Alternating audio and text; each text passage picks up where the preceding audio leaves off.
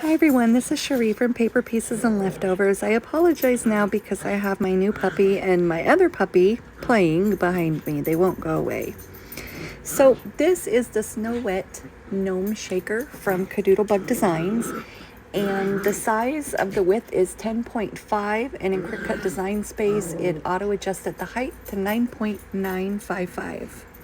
And in the beginning, I showed that I had a thick base of pieces glued.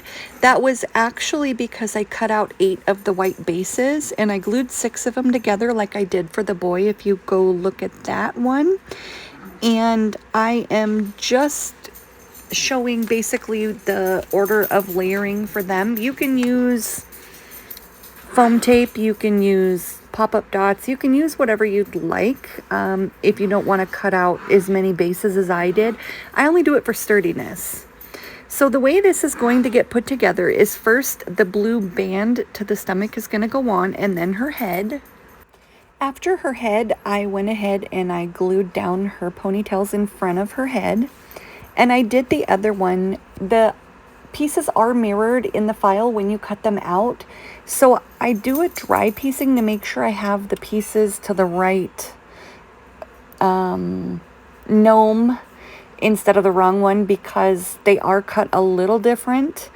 And so just the one with the stomach band, it's going to go one way versus the other. And you'll see in the boy video that I did for this, the snow gnome shaker, I struggled a little bit with it. Only because when I was showing the pieces, I put the bases into the wrong buckets as I had already separated them. I apologize. I have a 9.5-week-old terror for a puppy in the background playing with her older sister. After you get the left and right hair on, then you can go ahead and put the little bows on. And these are the colors I chose to go with. I wanted a darker pink and a lighter pink along with a really pretty, like a teal. My 2 pinks are Bubblegum and Lollipop, and my teal is going to be Seafoam, which are all American Crafts colors. And then the white is just a solid white, and all of my paper is textured. I did ink all of the edges. So after you get the hair and the bows on, then you can put the hat base down, or you can do the hat base and then the hair because they don't overlap. And I'm gluing the little band to the bigger band of the hat that's going to go towards the top. And there is enough room for the brim, the front part of the hat, which is the lower part that goes right above her little ponytails. So it doesn't matter if you put that part on and then the pink to the hat, it's okay. I've actually done it both ways.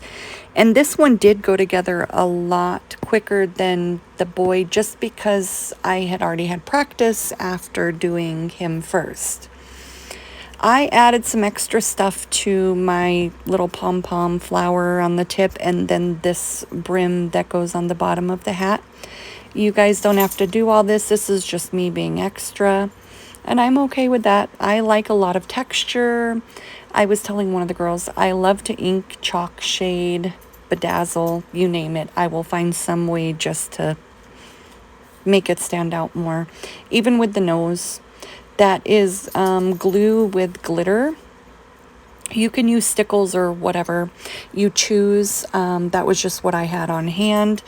And so in the other video, I did show the flake glitter glue by Cosmic Shimmer. You can get it from Amazon, and this is the smaller bottle. That is what I put the acetate down with. I do set it aside to let it dry. That way it doesn't smear onto the acetate, so your acetate stays clean. And I did put it on one side of the base so I could work on the base and fill up the back half. And that's what the acetate's on. And I do set it aside to dry before I lay it down. And once it's dry, then I peel off the protective sheets from the acetate and I do lay it down. And I know in just a moment it'll click over so that way it's dry. They're dry now. There we go. So it ends up just a high gloss instead of a wet look once they're dry.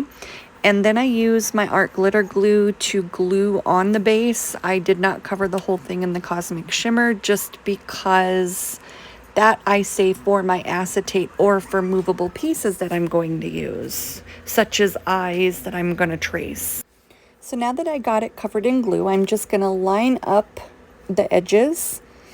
And you can start at the bottom or the top, it's up to you. I push it around to get it as even as possible before I push it down, just to prevent it from sticking where the cosmic shimmer is before I have it lined up as even as possible.